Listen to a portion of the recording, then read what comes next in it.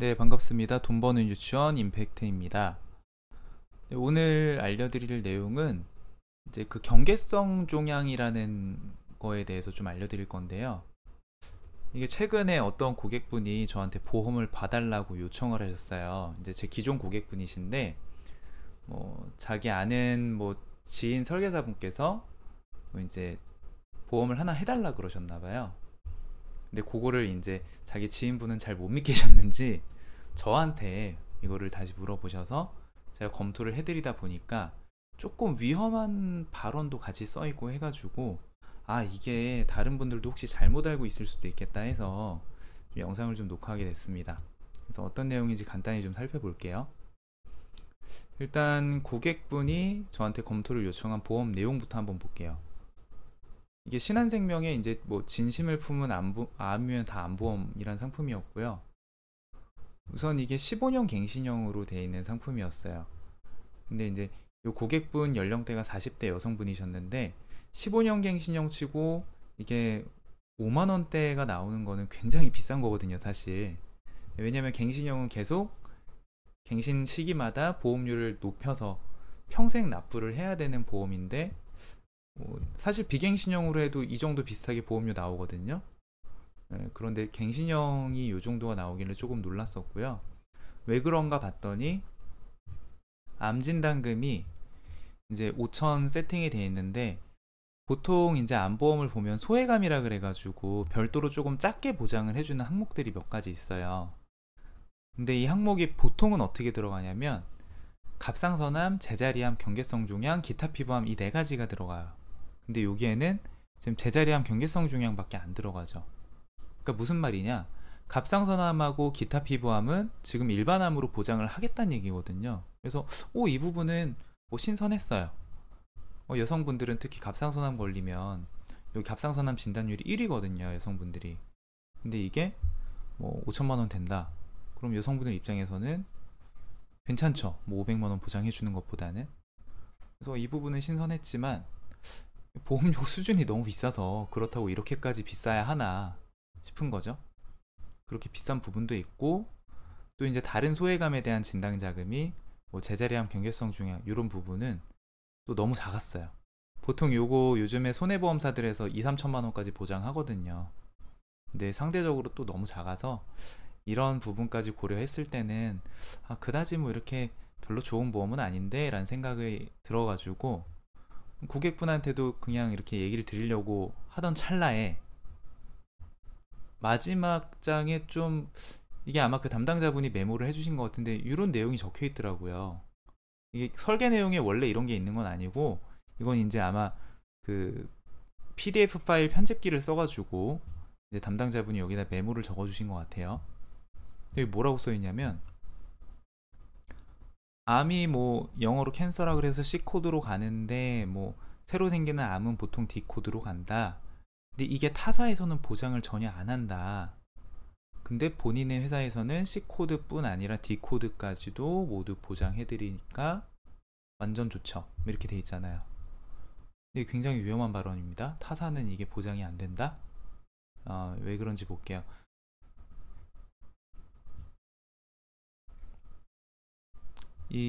요 위에 그림에 있는 행동양식 불명 또는 미상의 신생물 어쩌고저쩌고 요 부분 있잖아요. 이게 뭐냐면은 암보험에서 보장하는 경계성 종양을 의미를 하는 거예요. 왜 경계성 종양이라 그러냐? 원래 암이라는 거는 이렇게 막 비정상적인 세포가 막 분열을 해서 막 커져야지 암이라고 하는 거거든요. 근데 경계성 종양은 애매한 거예요. 요 암하고 정상세포 사이에 좀 애매한 경계면에 있는 거예요. 말 그대로 행동양식이 불명 조금 애매하다 이런 거죠. 어떻게 이게 될지 모르겠다. 그래서 원래 따지고 보면 얘가 암은 아니지만 위험이 있기 때문에 암으로 발전할 수 있는 위험이 있기 때문에 암보험에서 대부분 경계성 종양은 보장을 해주는 거거든요.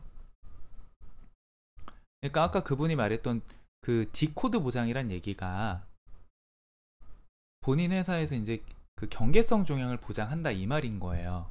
근데 이거는 실제 다른 회사도 마찬가지로 보장을 하고 있습니다. 다른 회사는 보장을 안 하는 게 아니에요. 그래서 그거에 대한 내용을 살펴보면 여기 이제 경계성 중량 자기네 회사만 보장한다 이렇게 주장했던 목록이 요 D코드거든요. 근데 이게 다른 회사 경계성 중량 분류표를 보면 똑같이 있어요. 똑같이. 네. 그리고 이제 질병 분류 그 사이트라는 데가 있는데 거기에도 이렇게 똑같이 있죠. 행동양식 불명 또는 미상의 신생물. 근데 이제 보험회사에서 보장하는 코드가 D37, D48까지 보장을 하는데 이 중에 D4546 요 부분은 보장을 안 하고요. D47도 일부만 보장을 합니다. 네. 근데 이제 아까 봤던 신한생명 상품은 D47 코드 중에 1345를 제외한다 이런 식으로 이제 제외하는 걸 쓴 거고요. 보통 다른 보험사 이제 약관을 보면 보상하는 항목을 나열해 놨어요. D47에 있는 번호가 0123457구니까 1345 제외하면 어차피 0279가 남는 거잖아요. 그러니까 결국에는 그분이 주장하셨던 우리 회사는 D코드까지 보상한다라는 이 항목과 타사의 이 D코드 보상, 경계성 종양에 대한 보상 항목이 완전하게 일치하는 겁니다. 완전하게. 그래서 결론은 이 경계성 중량 D코드 나온 거 보상하지 않는 안보험은 없다. 이게 팩트인 거고요.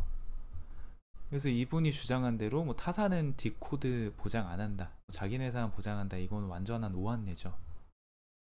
게다가 이게 조금 위험한 이유는 이 D코드를 자기네는 일반암으로 보장하는 것처럼 그런 뉘앙스로 써놨어요. 그러니까 위에 보면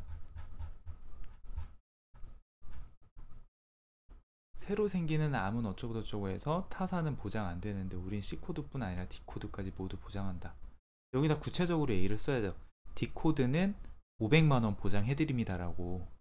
타사는 보장 안 되면 이거 지우고요. 1차적으로 D코드 분류가 들어갑니다. 이것도 팩트인지 확인 안 되는 사실이에요. 지우고요. D코드 옆에다가 경계성 종양 해서 500만원 보장한다 이렇게 말을 써놨어야죠.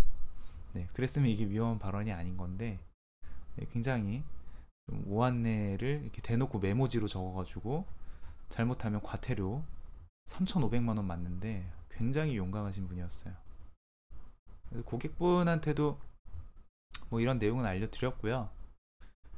이 영상 보시고 오해하시면 안 되는 게, 아 그러면 완보험에서 D코드 다 보상하는 거구나 이렇게 오해하시면 안 됩니다. 이게 아니라 D코드 중에 이제 약관상의 경계성 중량으로 이렇게 분류돼서 나열되어 있는 거 있잖아요. 아까 보신 거.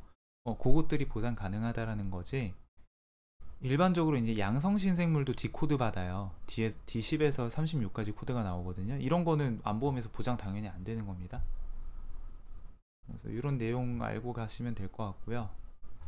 그러니까 설계사님들이 얘기를 할 때 뭐 우리는 D코드 보상하는데 타사는 D코드 보상 안 해, 이런 거 그냥 고지고대로 믿지 않으셨으면 좋겠어요. 네, 오늘 영상은 여기까지입니다.